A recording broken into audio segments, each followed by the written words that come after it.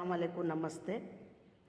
ప్రతి మానవుడికి భూమి మీదకి వచ్చాక ఈ భూమి మీద కొన్ని బంధాలు ఏర్పడతాయి. కానీ పరలోకం రాజ్యములో వెళ్ళినాక ఈ బంధాలు ఈ భూమి మీద అనబగించిన పాపం పనులు, మంచి పనులు అన్నీ మర్చిపోయి అక్కడ మంచి మంచి సువాసనతో, మంచి ఆరోగ్యంతో దేవుడి దగ్గర ఉంటాము.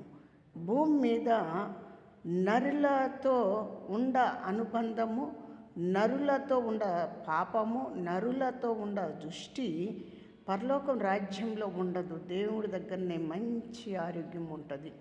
అలాగనే ఇక్కడ భూమి మీద ఉండప్పుడే దేవుడితో అనుబంధం ఉండాలి. ఈ దేవుడితో అనుబంధం ఉంటేనే దేవుడు మన కార్యాలు చేస్తాడు.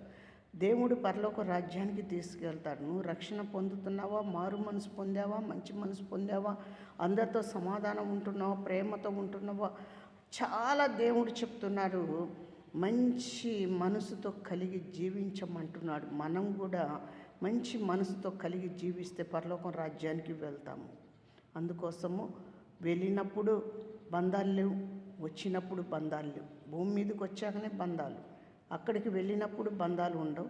ఈ బంధాల కొరకు మీరు చాలా జాగ్రత్తగా ఉండండి, మంచి మనసుతో కలిగి జీవించండి.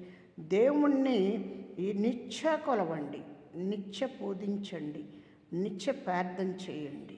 అందుకే ఈ లోకంలో ఏది మన శాశ్వతమైన బంధాలు కాదు, దేవుడితో బంధమే మనకు అవసరము. అందరి కొరకు మనం ప్రార్థన చేద్దాము. అందరం కళ్ళు మూసుకొని ప్రార్థన.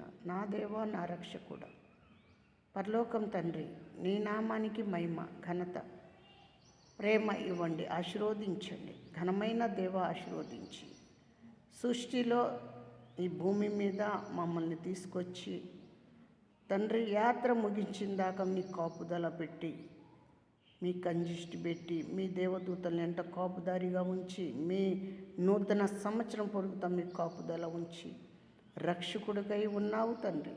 మహాదేవ, యేసు నామంలో అడిగి వేడుకుంటున్నాము తండ్రి. ఆమేన్, ఆమేన్. అందరికీ వందనాలు. యేసు నామంలో అందరి కొరకు ప్రార్థన జరుగుద్ది. ఇది యెహోవా వీరే ప్రార్థన మందిరం. అందరూ కూడా ప్రార్థన జరుగుద్ది. అందరి కొరకు మీరందరూ కూడా అందరి కొరకు ప్రార్థన చేయండి. యేసు నామం.